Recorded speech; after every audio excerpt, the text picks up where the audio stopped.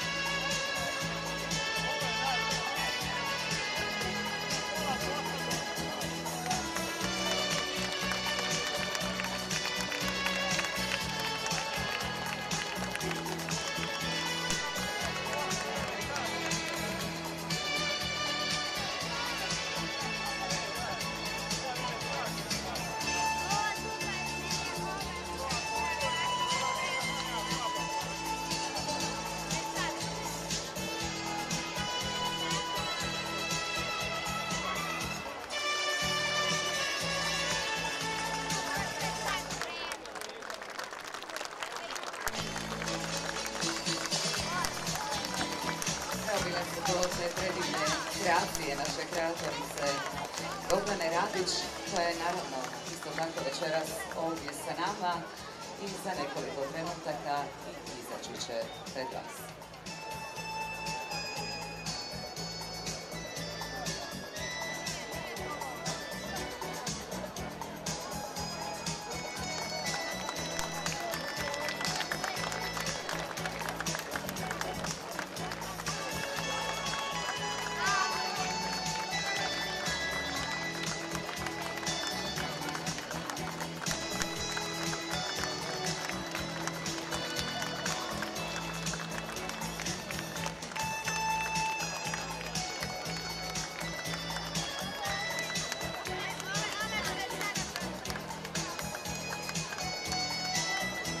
Pozdravimo jednim velikim pljeskom kreatoricu Gordanu Radić.